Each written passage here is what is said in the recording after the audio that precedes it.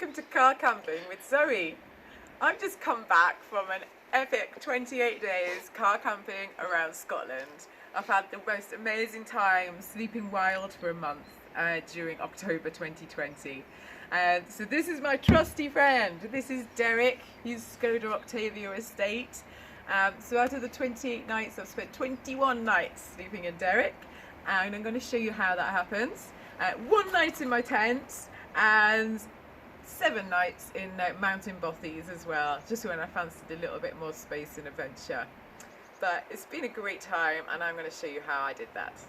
Welcome to the cockpit, or as I like to call it, the sitting room, because you'll be spending a lot of time sitting here. So yes, of course, you're setting it up like you would a normal road trip.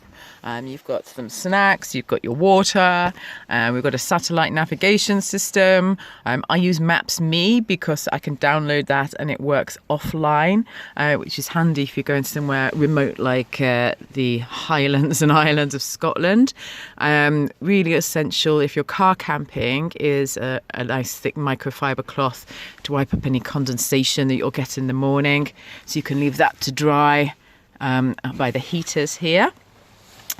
And so down this side, as I'm travelling alone and have no passengers, I can use this as some great storage.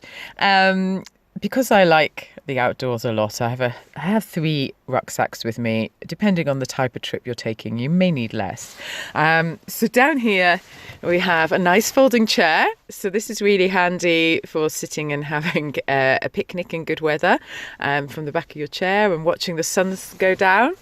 I also have my tent. So I actually only use this once because I discovered it's when you're in a wet tent, it's really hard to dry in a car. The day that I did have it, I had it draped all down the front here and the heater's on full blast just to dry the bottom out. So I was fortunate in having a good night. I use old crisp packets here as a dustbin for the front, so recycle them.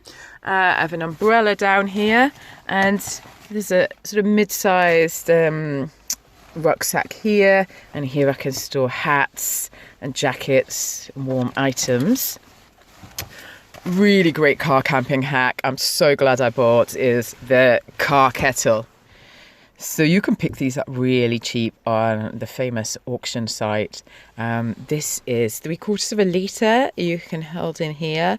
It's like a thermos flask, so it's got a security top here. It's got a nice handle which hooks over the handle used on to adjust the seat, and that stops it falling over. So when you plug it in, it's got an LED. As you plug it into the cigarette lighter, the LED is shows whether it's boiled or not, and that has been a great lifesaver, especially on very rainy days when I didn't want to get outside and light up my gas stove. I used that to make porridge and tea instead. So on your front side here, really essential to have your camera handy because there's so many glorious views and you just want to pull over and take some photographs. I can store things in this small bag here ready to just pick off and run and go see stuff, some water, etc. Thermos flask here to fill up throughout the day with the car kettle, and have a cup of tea whenever fancy, and my library here on the front seat as well. So as I was travelling in Scotland, some really crucial books to help me find my way around the wilderness there. And then this handy storage to have sunglasses, tissues, hand cream. I've got some tea bags in there ready to go, hand gel, chewing gum, etc. So that's the front seat. Oh, here's the back seat. Yes, as I said, I really love rucksacks, so I have a couple more here. So this one is just storing my clean clothes. It's been gradually shrinking as the time went on, so that's just a handy squashable one. This big one is because I love staying in mountain bothies. So in Scotland and elsewhere in the UK, you can go and find these remote wilderness huts and stay in them for free. They've obviously got a code of conduct, so you should leave them better than you find them, take out rubbish, etc. But typically they have a fireplace. You can carry in logs. You need to carry in your sleeping mat, your sleeping bag, food, etc. So that's why I've got this big bag. So depending on the type of trip, you may or may not need something like that. Down here, storing things that the clothes I need, like pants and socks. This bag has some dirty washing in. Dirty washing that is going to get pretty grim, isn't it? You know, not being able to do that over a month. So I've actually been putting it in bin bags and storing it in this massive yellow dry bag here and using that as a headrest. Down here, we've got some boots in plastic bags here. So I've got 2 types of hiking boots for depending on the terrain, a pair of trainers and a pair of wellies here. So they've been very useful Scotland in a very wet October. Here we can store some coats and clothes that you're using from a day-to-day basis. And don't forget to leave home without a little teddy bear. So here we've got Pygmy Hippo. So the question I know you're dying to ask is, how does the car camper go to the toilet? Well, the answer is all in this kit bag here. So, let's start with the poo trowel. So you get a couple of versions of these online. This one is quite handy because it's metal, which means it's very sturdy. It's a folding variety, so it means you can unfold, clip that into place, dig your little hole, put the trowel in the soil to one side, soil hole, so to speak. Toilet paper, obvious. We've also got in here a lighter. So if possible, if it's not going to cause any issues in the surrounding area, like you're in dry grass, so if possible, you should then burn your used toilet paper, make sure that's completely out, and then you can refill the hole with the soil that you've dug out. And last but not least, a little bit of hand gel to clean your hands with. So the boot, otherwise known as the parlour or the kitchen to me. So I've actually chosen to keep in the rear parcel shelf, which means that I can then use the boot cover here. And for me, I felt that it was better to hide all my possessions. You may choose to take it out so you have a bit more space to move around inside. But I've actually found that really handy.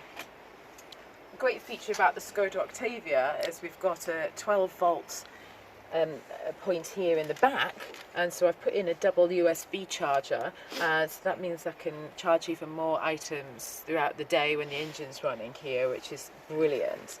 I also use a phone as watching TV in the evening from things that I downloaded previously on Wi-Fi.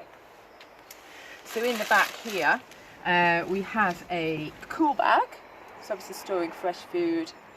Here, being October, the temperature was pretty low anyway, so we weren't at risk of anything going festering around in there, so that's been handy. I use this big plastic crate that I bought to store the camping equipment in, just because I found it easier than it all falling around, and it kept things really neat. So I took the lid off here, put the crate inside, and that's really partitioned the boot up well. So in here I've got everything from logs for when I go to the bothies, spare toilet paper, we've got tea towels, plastic storage boxes, pans. We'll come back to the pan later. Good. And we've got a bag of booze here, so a couple of beers left over. Wine by the box. I like to store it in the bag because that makes it even handier and takes up less space. Plastic plates. This is actually a toaster here. And so we've got in here things like canned vegetable curry, packet rice pre-cooked, we've got dried foods, bread, fruit, nuts, packet porridge in there, and then handy things like wooden spoon and sharp knife, Take a sponge and a plastic bag to do your washing up with. Plastic bags to use as rubbish bags you can store down here. So you will find lots of bins all over the place, so you can recycle and put your waste away quite frequently. I use this red bag to store the camping stuff. So I took a couple of these big things of gas here, and I have a camping stove which folds down here. I use one of the strike lighters here so that you're never without. So that helps in a rainy day situation. So we've got the stove, and in here we've got things like collapsible bowl made of silicone. I have a set of cutlery here made of titanium. So that's for cooking. So I just cook down here by the rear of the car, and I can sit on the rear here. There's plenty of space, so I can get my deck chair out. So a word on water as well. So I have one of these big 5 litres. I've also got a couple of other litre bottles as well scattered throughout the car. Yeah, this is a bit yellow. That's because I got it from a stream. I'm not too fussy on that front. Mostly it was fresh rain, so I just gathered the water, and mostly I boil it anyway because easy with a car kettle, or boil it for cooking. If I'm going to be drinking it directly, I try and gather stuff up the mountain, so the higher that it comes from, the less likely it has been polluted. So yeah, back to the pan. So believe it or not, you can fill up this big pan with water, heat it up for a little while till it's nice and lukewarm, and that is enough for a shower. So I will stand out the back of the car with my soap, with my warm water, having a little wash, dry off, get dressed, and feel so much more refreshed. My hair, now as you can see, is quite long, so that requires a bit more water. So I take the pan to the stream, and using eco soap, wash my hair over the stream. So you need biodegradable soap for that. And you also need a little bit of pain tolerance, because freezing cold water on the back of your head is it does make your brain freeze.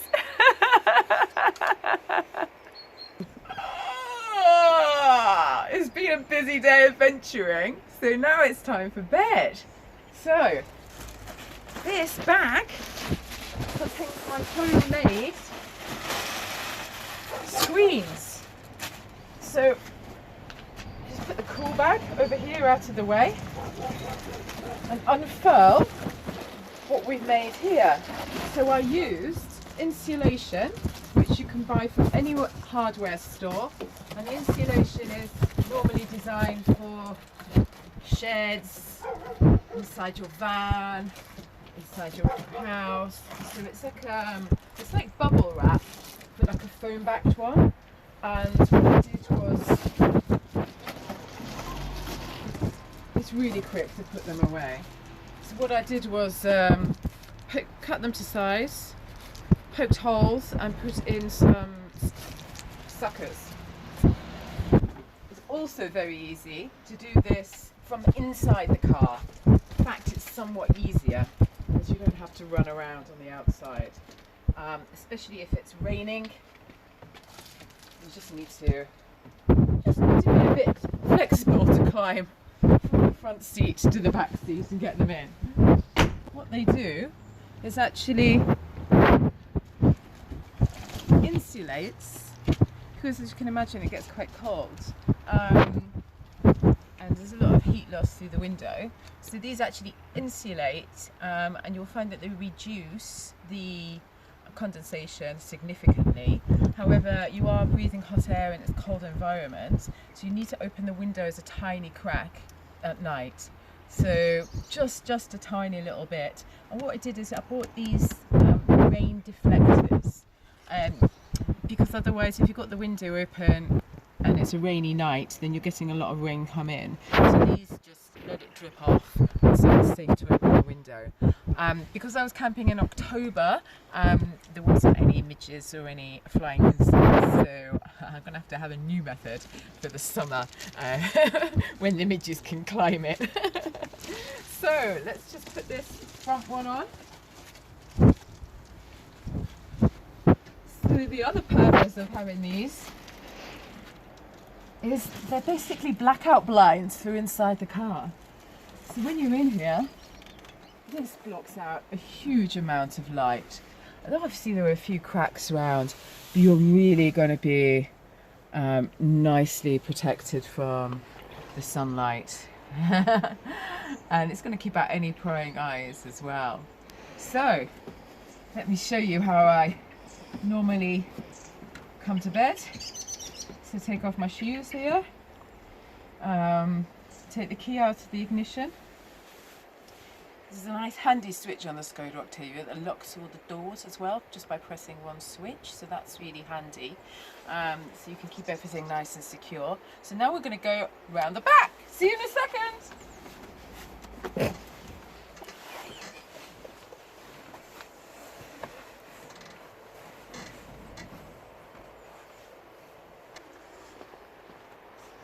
Hi! Yeah, okay, getting ready for bed. Now, actually, because I'm a bit of an outdoor obsessive person, I have 3 sleeping bags. So the thick one, the 3 season, I was too hot in. So I use that in the bothies, where it is cold and drafty.